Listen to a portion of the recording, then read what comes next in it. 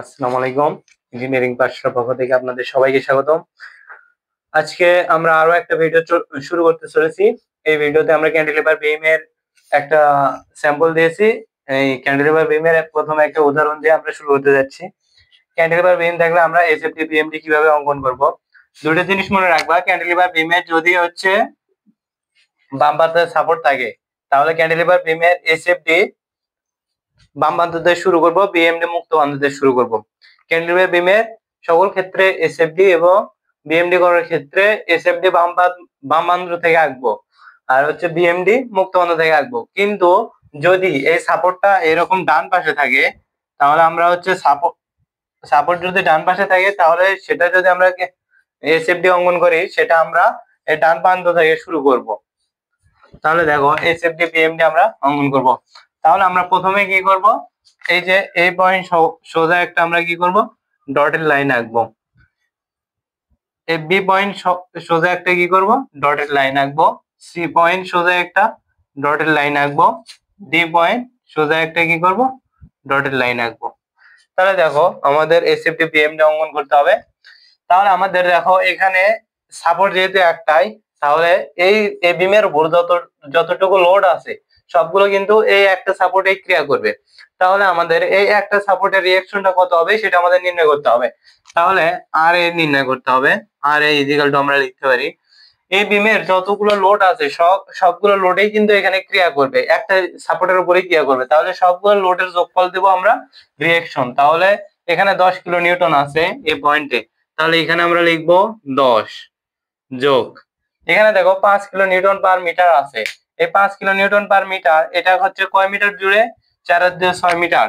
তাহলে আমরা দেব 5 গুণন 6 যোগ দেব এখানে আবার আছে 8 কিলো নিউটন।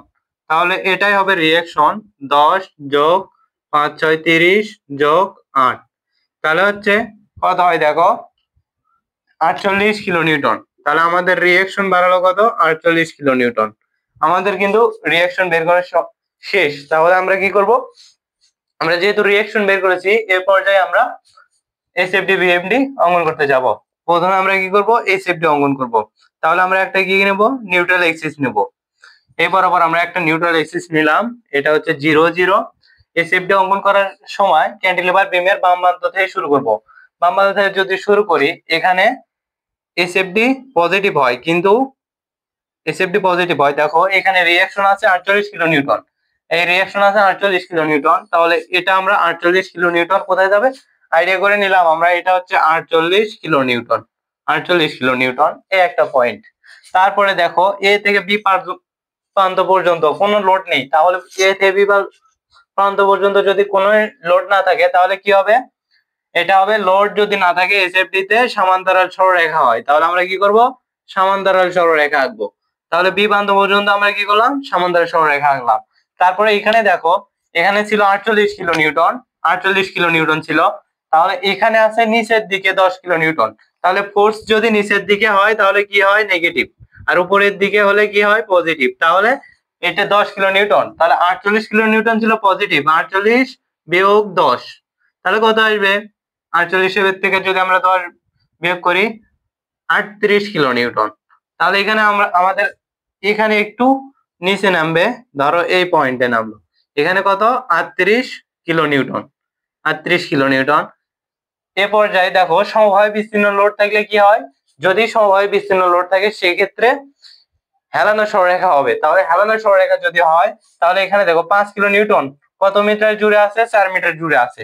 তাহলে এখানে আমরা কি করব, 5 কিলো নিউটন 4 মিটার জুড়ে আছে। তাহলে এখানে ফোর্স কত হবে দেখো, 5 কিলো নিউটন। কিন্তু আমরা আগে এখানে যে একটা ফোর্স আছে, তাহলে এখান থেকে এত দূর পর্যন্ত আগে আমরা এসএফডি অঙ্কন করব। তার পরবর্তীতে আমরা এই পয়েন্ট থেকে এখানে একটা ফোর্স আছে, এখান থেকে এখানে যাব।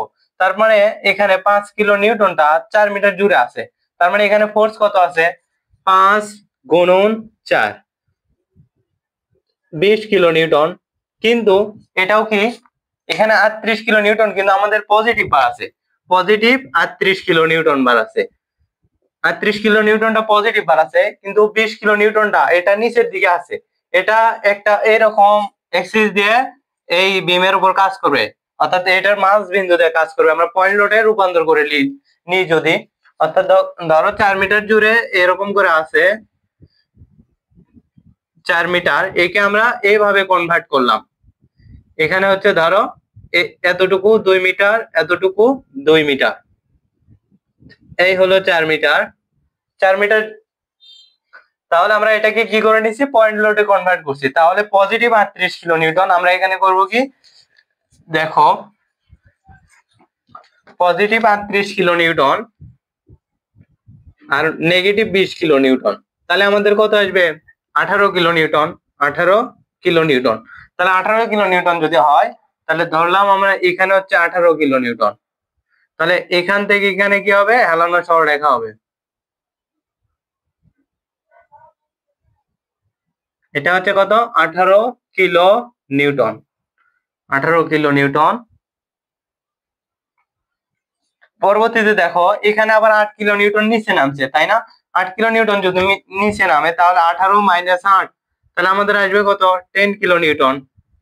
তাহলে এটা আসলো কত, 10 কিলো নিউটন। তার মানে এখানে নিচে আসবে হচ্ছে কত, 18 বিয়োগ 8, 10 কিলো নিউটন।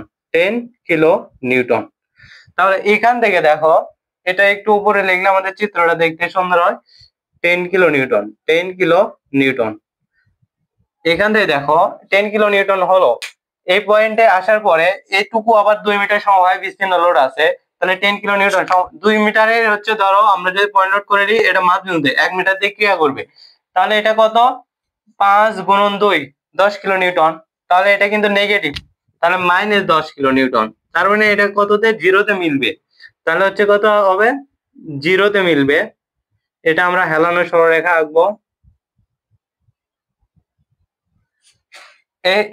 এই ছিল আমাদের এই বিমটার এসএফডি অঙ্কন। তাহলে আমরা কি করব, এরকম সুন্দর করে বিমটাতে ডিজাইন করে দেব। এসএফডি অঙ্কন করার পর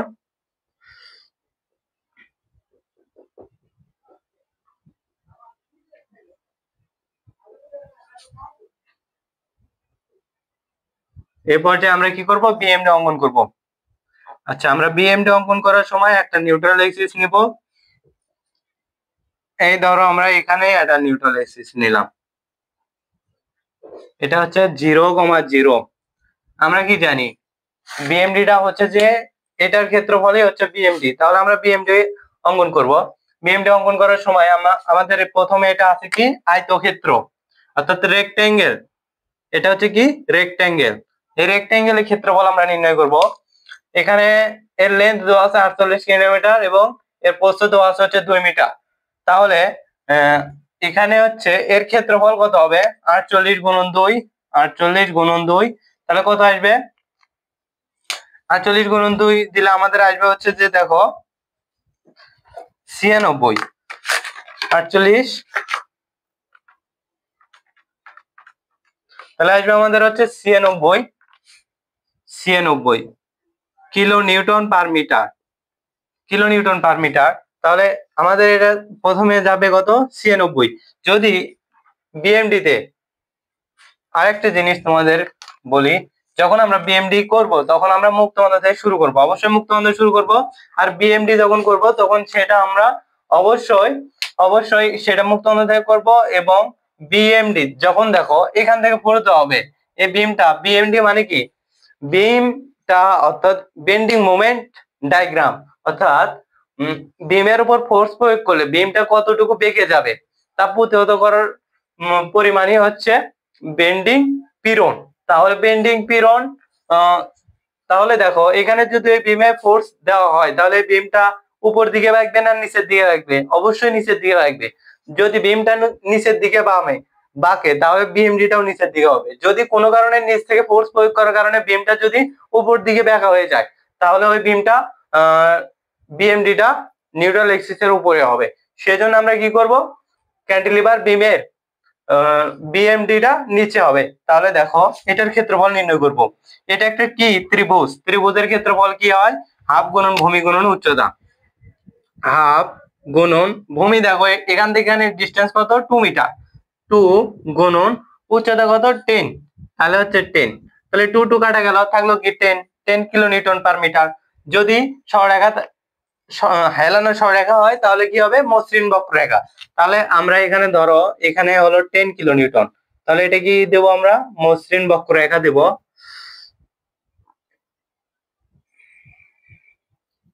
এরকম মসৃণ বক্ররেখা দেওয়া,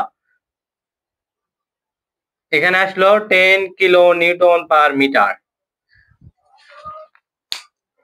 পরবর্তীতে এখানে দেখো 10 কিলো নিউটন পার মিটার হলো। পরবর্তীতে আমরা এটার ক্ষেত্রফল নির্ণয় করব। এটার ক্ষেত্রফল কত হবে দেখো, এটার ক্ষেত্রফল এটা কিন্তু -10 কিলো নিউটন পার মিটার আসলো, -10 কিলো নিউটন পার মিটার। কেননা হচ্ছে এটা নিচে, অর্থাৎ নিউট্রাল এক্সিসের নিচে। তাহলে আমরা এ পর্যায়ে দেখো এটার ক্ষেত্রফল, এটা একটা ট্রাপিজিয়াম নয়, ট্রাপিজিয়ামের ক্ষেত্রফল কি করব, সমান্তর বাহুদ্বয়ের যোগফল গুণন উচ্চতা। তাহলে দেখো হাফ গুণন সমান্তর বাহুদ্বয়ের যোগফল কোনটা, 38 যোগ 18, 38 যোগ 18। উচ্চতা কত দেখো, এই ট্রাপিজিয়ামের উচ্চতা হচ্ছে 4 মিটার এখানে, তাহলে 4 মিটার সমান সমান এখানে আমাদের আসবে হচ্ছে 38 যোগ 18, 56 আসলো আমাদের, 56।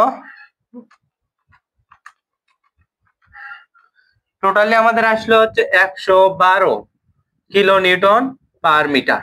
আচ্ছা, এখানে 112 কিলো নিউটন পার মিটার আসলো আমাদের। তাহলে এটার ক্ষেত্রফল কত, 112 কিলো নিউটন পার মিটার। তাহলে আমরা এখানে কি করতে পারি, এই 10 কিলো নিউটনটা ধীরে ধীরে এখানে আসে হয়ে যাবে কত, এটাও কিন্তু হেলানো সরলরেখা ছিল, তার মানে কি হবে এখানে মসৃণ বক্ররেখা হবে। মসৃণ বক্ররেখা আমরা দিব হচ্ছে এখান থেকে এখানে, তাহলে এটা হলো কি মসৃণ বক্ররেখা। এ পর্যায়ে আমরা কি করব, এটার ক্ষেত্রফল পেয়ে গেলাম। এখন আমরা রেক্ট্যাঙ্গেলের ক্ষেত্রফলটা নির্ণয় করব। রেক্ট্যাঙ্গেলের ক্ষেত্রফল কি হবে দেখো, তাহলে এখানে কত হলো আমাদের, তাহলে দেখো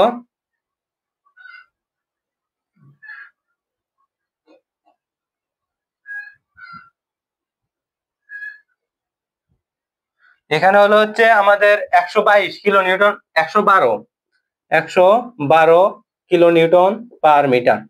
পরবর্তীতে দেখো রেক্ট্যাঙ্গেলের ক্ষেত্রফলটা কত বাড়ায়, তাহলে রেক্ট্যাঙ্গেলের ক্ষেত্রফল হচ্ছে 48 গুণন হচ্ছে এখানে কত 2 মিটার গুণন 2। তাহলে 48 গুণন 2 যদি করি আমাদের কত বাড়াবে, 48 গুণন 2, 48 গুণন 2 96। তাহলে এটা বাড়ানো হচ্ছে 96 kilo newton per metre, 96 kilo newton per metre. এই জায়গাতে আরেকটা জিনিস মিসিং আছে দেখো, একটু খেয়াল করো। এখানে এটার ক্ষেত্রফল বার আছে 112 কিলো নিউটন পার মিটার, সেটা হচ্ছে কত -112 কিলো নিউটন পার মিটার। আর হচ্ছে এটার ক্ষেত্রফল বার আছে হচ্ছে 10 কিলো নিউটন পার মিটার, তাহলে এটা হচ্ছে -10 কিলো নিউটন পার মিটার। তাহলে মাইনাস মাইনাসে কি হবে প্লাস, তাহলে হয়ে যাবে কত 122 কিলো নিউটন পার মিটার। তাহলে এখানে হয়ে যাবে 122 কিলো নিউটন পার মিটার। পরবর্তীতে দেখো এটার ক্ষেত্রফল বাড়ালো 96, তাহলে 122 মাইনাস 122 মাইনাস 96 ইজিক্যাল টু আসবে হচ্ছে আমাদের -122,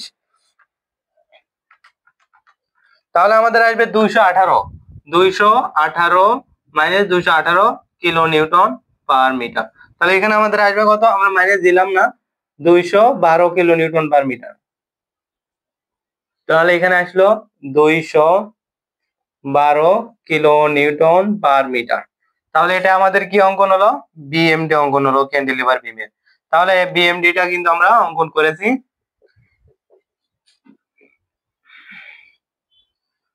এটা আমরা হচ্ছে টাইপ 1 এ নিয়েছি, আর কিছু ক্যান্টিলিভার বিমের নিয়ম দেখাবো আগামী ভিডিওতে।